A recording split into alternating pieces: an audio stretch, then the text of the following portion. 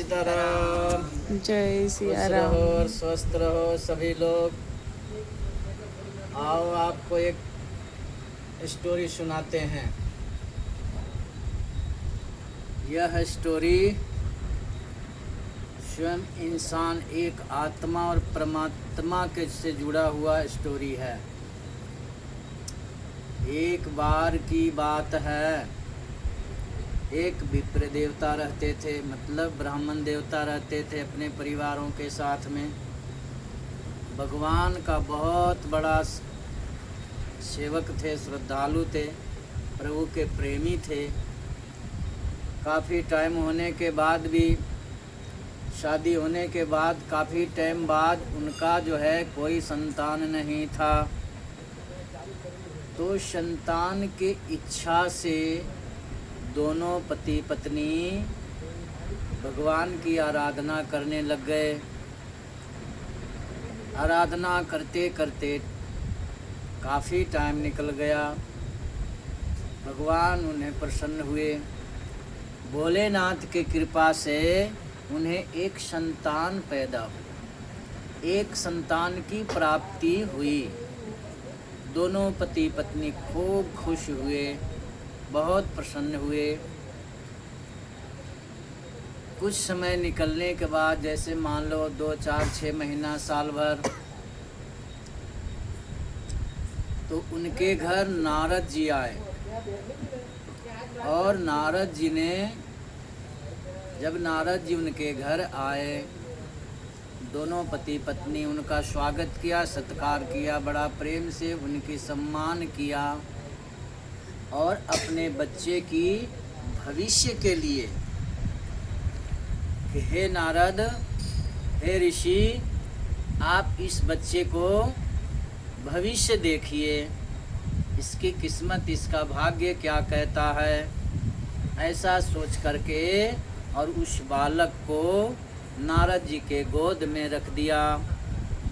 नारद जी बालक को देख के बड़ा प्रसन्न हुए, बहुत खुश हुए। उसके हाथ देखे। हाथ देखने के बाद नारद जी बड़ा गंभीर हो गए। थोड़ी सी उदासी जैसा आ गई उनके मुखमंडल पे। तो उनके मुख की हाव भाव को देख करके दोनों पति पत्नी बोले, हे गुरुवर, हे नारद देव, क्या बात है। आप इस बालक को जब देखे बड़े प्रसन्न हुए, पर जब इसके हस्त रेखा आपने देखा तो आप थोड़ा सा उदास हो गए। वह उदासी मुझे पता चल रहा है, हम दोनों पति पत्नी को पता चल रहा है कि आप उदास हो गए। इसका क्या कारण है। नारद जी सोचे, कहूँ ना कहूँ। अगर मैं कहूँ तो इन्हें दुख पहुँचेगा, अगर ना कहूँ तो इनकी मन की शंका समाधान नहीं होगा।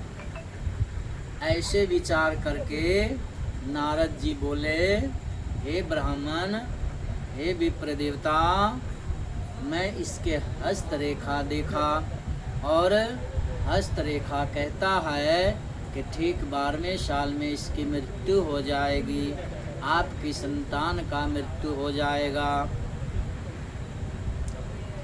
माता पिता दोनों बड़ा जो है दुखी हुए सुन करके कि क्या सचमुच में ऐसा इसकी भाग्य कहता है। नारद जी बोले, हाँ, इसकी किस्मत में ऐसा भाग्य रेखा कहता है। तो क्या करना चाहिए। नारद जी बोले, हे विप्र देवता, आप दोनों प्राणी इसके जीवन रक्षा के लिए भगवान भोलेनाथ से आराधना करें। शायद परमात्मा भोलेनाथ प्रसन्न हो जाएं और इसके भाग्य रेखा में जीवन रेखा की बढ़ोतरी कर दें। ऐसा संभव हो सकता है। ऐसे कह करके नारद जी वहाँ से अपने लोक को चले गए, देवलोक को चले गए। अब दोनों पति पत्नी बड़े गंभीरता से जिंदगी जी रहे हैं, बड़े सोच में पड़ गए। बड़े मुश्किल से हमें एक संतान की प्राप्ति हुई। और उसमें भी इसकी आयु बहुत कम है। तो ऐसे सोच करके उन्होंने बड़ा दुखी रहने लग गए। इधर बालक जब उनके संतान थोड़ा सा बढ़ते बढ़ते बढ़ते बढ़ते भागने दौड़ने उछलने कूदने लग गए, मतलब थोड़ा सा उम्र में आ गए, जैसे 5, 6, 7 साल 8 साल। जैसे जैसे उस बालक का उम्र बढ़ता था, माता पिता वैसे वैसे दुखी होते थे कि अब समय नज़दीक आ रहा है हमसे बिछड़ने का, हमारे पुत्र का। मैं उस पुत्र के वियोग में कैसे जीऊँगी। ऐसे सोच करके दोनों प्राणी बड़े दुखी रहने लग गए। सो थोड़ा समय और निकल गया। जब बालक अपने माता पिता या किसी के साथ वातावरण करने योग्य हो जाता है, बोलने चालने लग जाता है, तो इतने बड़े समझ लो कम से कम 10 वर्ष के हो गए। उस बालक का नाम क्या था पता है? उस बालक का नाम था, देखो मैं भूल रहा हूँ, तो मारकंडे। उस बालक का नाम था मारकंडे। थोड़ा समय के बाद जब उसको होश आया और उसकी अनुभव में ये आने लग गया, यह ज्ञान प्राप्त होने लग गया कि मेरे माता पिता बड़े उदास रहते हैं, कारण क्या हो सकता है। एक दिन माता पिता के पास बैठ करके और बालक मारकंडे ने यह प्रश्न पूछा माता पिता से कि हे मेरे माता पिता, आपके उदासी का क्या कारण हो सकता है, आप क्यों उदास रहते हैं, मैं आपके उदासी का कारण जानना चाहता हूँ। ऐसे प्रश्न जब किए तो उनको दोनों माता पिता रोने लग गए, उनके आँखों से आंसू आ गया और विचार करने लग गए कि मैं कहूँ कि ना कहूँ। अगर कहता हूँ तो बच्चे दुखी हो जाएंगे, ना कहूँ तो इसकी मन की शंका दूर नहीं होगा। ऐसे विचार करके उन्होंने सोचा कि इसे कह देना ही ठीक है। तो बच्चे को बड़ा प्रेम से पास में और बैठा करके बोले, हे मेरे पुत्र, हे मेरे दुलारे, सुन, मैं क्यों उदास रहता हूँ इसकी कारण बताता हूँ। हम दोनों जब शादी के बंधन में बंध गए, बहुत समय हो गया, कोई संतान की प्राप्ति नहीं हुई, तो हमने दोनों प्राणी भगवान महादेव की आराधना शुरू किया। भगवान के कृपा से कुछ समय बाद तेरे रूप में मुझे संतान की प्राप्ति हुई। हम दोनों बड़े खुश हैं और खुश थे।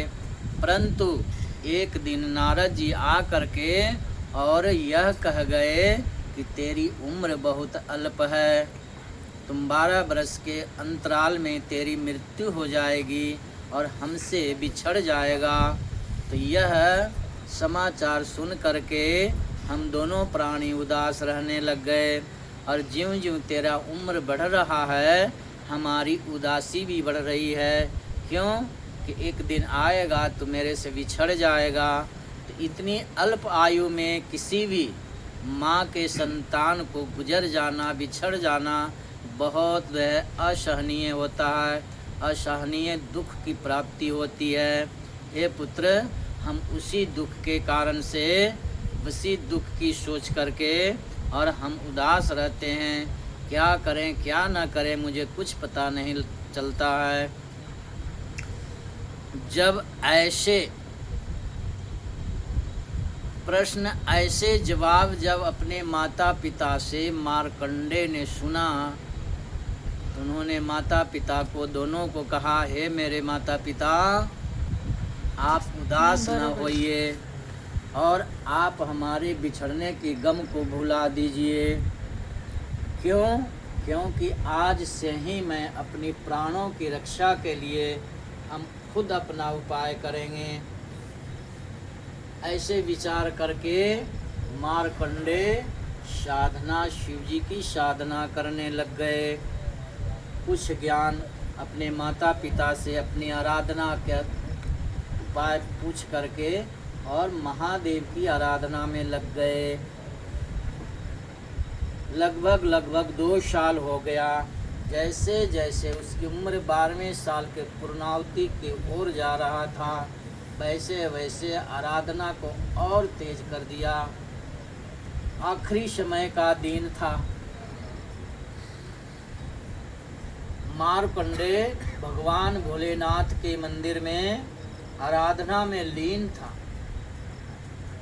और उतने में आकाशवाणी हुई, हे मार्कंडेय, अब हम तुम्हारे पास आ रहे हैं और तुम्हें इस दुनिया से, इस मृत लोक से ले करके जाएंगे, क्योंकि तुम्हारा उम्र पूरा होने वाला है। ऐसी आकाशवाणी को सुन कर के मार्कंडेय बड़ा जो है दुखी हुआ। अब क्या होगा, अब तो आखिरी का टाइम है, यहाँ मेरे माता पिता भी नहीं हैं, मैं तो मंदिर में आराधना में बैठा हूँ। तो उसको ऐसा आभास हुआ कि मेरे आसपास, मंदिर के आसपास कोई मेरे पीछे खड़ा है और मुझे कह रहा है, चलो हम तुम्हें लेने आया हूँ। ऐसा आभास होते ही मार्कंडेय ने भगवान का जो शिवलिंग रूप में परमात्मा भोलेनाथ थे, उस शिवलिंग से लिपट गया, भोलेनाथ से लिपट गया। हे मेरे भोलेनाथ, रक्षा करें, क्योंकि मैं आपका भक्त हूँ, क्योंकि मैं आपका सेवक हूँ, आपकी साधना और आराधना करता हूँ। यहाँ मेरे माता पिता नहीं हैं, आप ही मेरे माता पिता हो, इनसे हमें रक्षा करिए। जब ऐसे कल्पना किए मार्कंडेय ने, तो तुरंत भोलेनाथ प्रकट हो गए और सामने जो है यमराज के दूत खड़े थे। उन्हें भोलेनाथ ने कहा, हे यमराज के दूतों, अब आप इसे नहीं ले जा सकते। यमराज के दूतों ने कहा, हे भोलेनाथ, जब आप ही ऐसे करेंगे तो फिर हम, जिसकी मृत्यु समय आ गया हो, उसको कैसे मैं लेकर के जाऊंगा। इसकी मृत्यु का समय आ गया है, इसीलिए आप इसे न बचाएं और हमें ले जाने की आज्ञा दें। भोलेनाथ यमराज को बोले, हे यमराज, अभी और आज और अभी मैं इसके उम्र को सहस्रों वर्ष कर देता हूँ, सैकड़ों वर्ष की मैं इसको उम्र प्रदान करता हूँ, इसलिए अब आप इसे नहीं ले जा सकते, क्योंकि यह मेरे शरणागत हो चुका है, यह मेरा भक्त है, यह मेरा साधक है और मैं इसके उम्र को बढ़ा दिया हूँ। ऐसे करके जब भोलेनाथ यमराज को संबोधन किए, तो यमराज ने भगवान भोलेनाथ का प्रणाम कर करके, हाथ जोड़ करके, माफ़ी मांग कर करके और चले गए। और फिर भोलेनाथ मार्कंडेय ऋषि के माथे हाथ फेरे और बोले, हे वत्स, तुम जागो, तुम अपनी ध्यान निद्रा से जागो।